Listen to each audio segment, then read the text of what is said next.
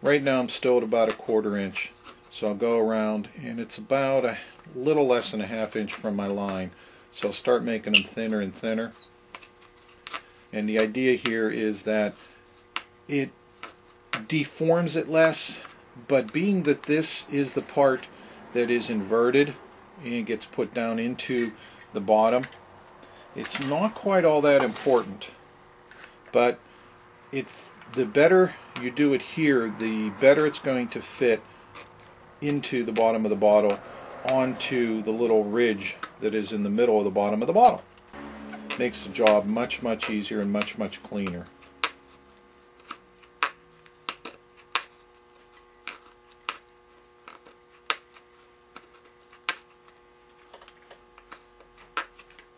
Okay, I'm down to less than about a 32nd from the line here. At this point I'm pretty close to the line. I'm going to go around and clean up a little bump or two that I have there, but generally this is the shape and this is where I want to be. At this point here, what I do is I'll take and I'll get rid of that little bit of a curl that the cutting wheel from the tubing cutter put on both your bottom and your neck, because as they were cut off you got a little bit of a V here, you know, just natural.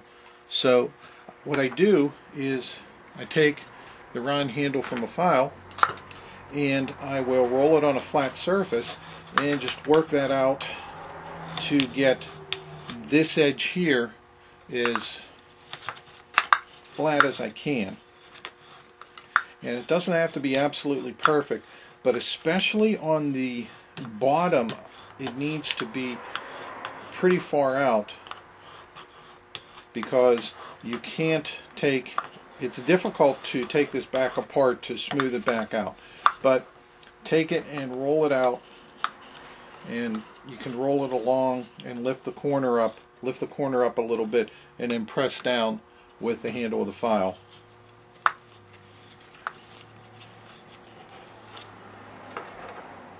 And do the same thing with the neck, which is going to be the interior part of the stove.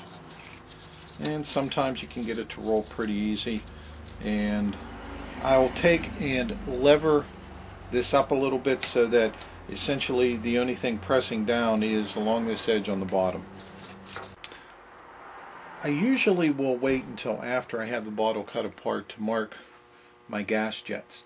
Now I put my gas jets at 1.25 inches up from the bottom. At this point I start to use my most scientific method yet, popsicle stick. This gives me a good spacing and it's even, and I'll just take and mark the first one, just put a dot. I'll just put a dot or a line right above my mark so I know where to drill my holes, and I'll overlap and go the whole way around, and I'll show you what we got when we're done. As I come down to the end, normally you're going to have, when you get to do the last couple, your spacing should be pretty close. This one is off by maybe a little more than 1/16 of an inch.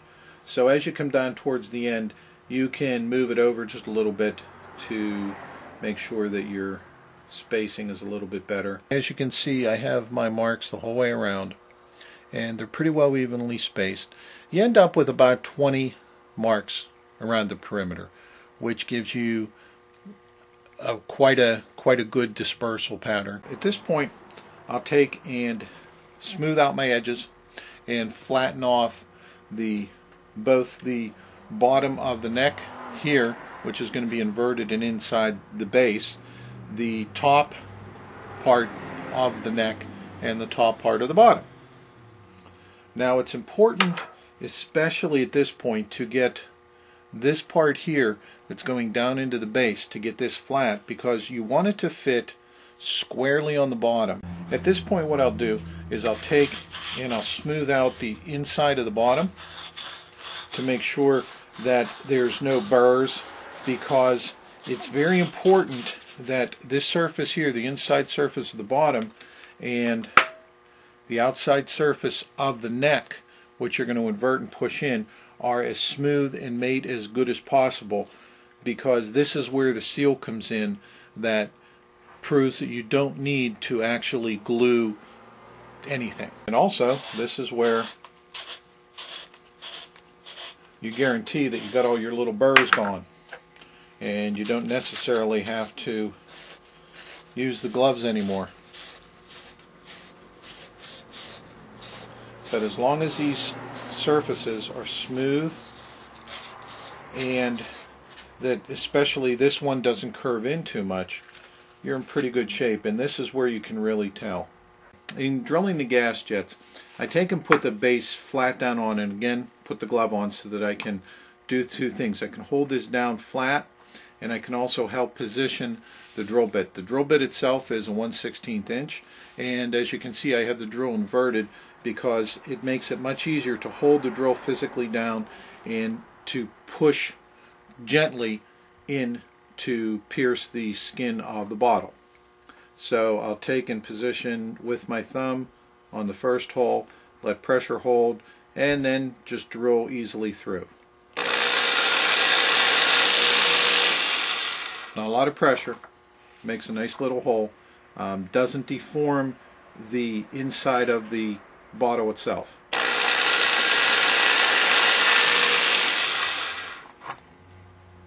Now you can experiment with different size drill bits. I find this is probably the best.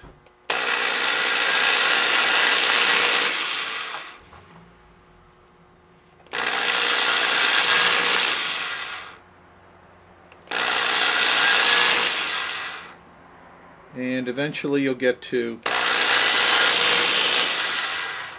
the pace where you can position it easily,